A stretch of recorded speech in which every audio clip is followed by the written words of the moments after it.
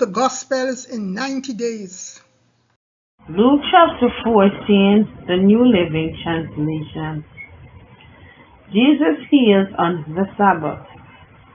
One Sabbath day, Jesus went to eat dinner in the home of a leader of the Pharisees, and the people were watching him closely.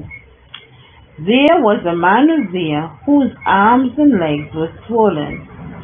Jesus asked the Pharisees and the experts in religious law, "Is it permitted in the law to heal people on the Sabbath day or not?" When they refused to answer, he touched the sick man and healed him and sent him away.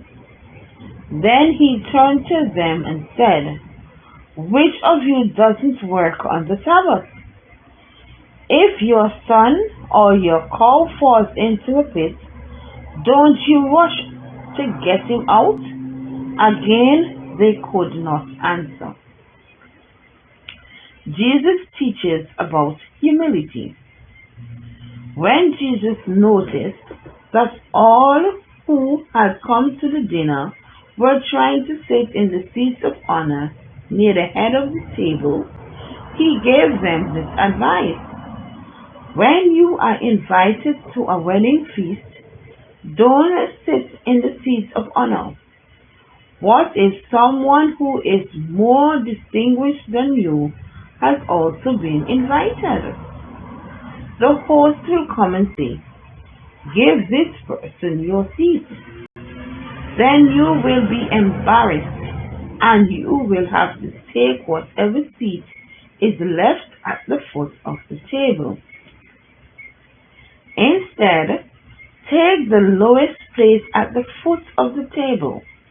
Then when your host sees you, he will come and say, "Friend, we have a better place for you."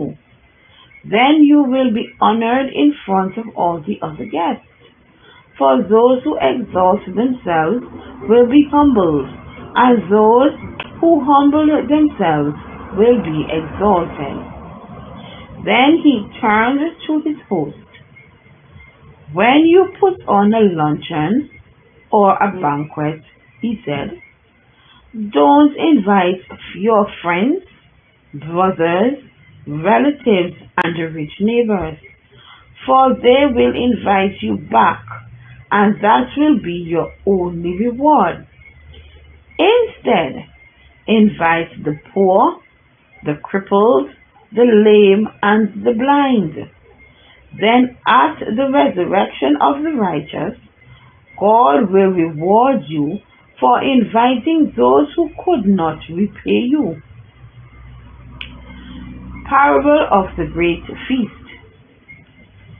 Hearing this, a man sitting at the table with Jesus exclaimed, "What a blessing it will be to attend a banquet in the kingdom of God."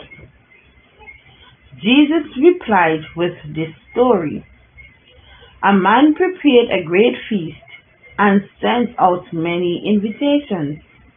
When the banquet was ready, he sent his servants to tell the guests, "Come, the banquet is ready." But they all began making excuses. One said, "I have just bought a field and must inspect it. Please excuse me."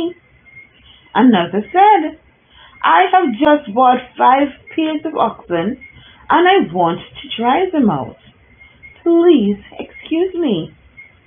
Another said, "I just got married, so I cannot come." The servant returned and told his master what they had said. His master was furious and said, "Go quickly into the streets and alleys of the town and invite the poor, the crippled, the blind, and the lame." After the servant had done this, he reported, "There is still room for more." So his master said, "Go out into the country lanes and behind the hedges and urge anyone you find to come, so that the house will be full. For none of those I first invited will get even the smallest taste of my banquet. The cost of being a disciple. A large crowd was following Jesus. He turned around and said to them, "If you want to be my disciple, you must, by comparison, hate everyone else, your father and mother, wife and children, brothers and sisters, yes, even your own life. Otherwise, you cannot be my disciple. And if you do not carry your own cross and follow me, you cannot be my disciple. But don't begin until you count the cost. For who would begin construction of a building without first calculating the cost to see if there is enough money to finish it? Otherwise, you might complete only the foundation before running out of money, and then everyone will laugh at you. They would say, 'There's the person who started the building and cannot afford to finish it.'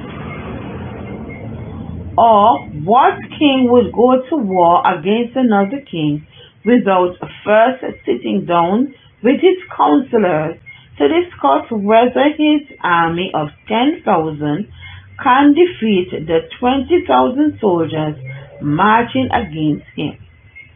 And if he cannot, he will send a delegation to discuss terms of peace while the army is still far away. So you cannot become my disciples without giving up everything you own. Salt is good for seasoning, but if it loses its flavor, how do you make it salty again? Flavorless salt is good neither for the soul nor for the manure pile. It is thrown away. Anyone with ears to hear shall listen and understand."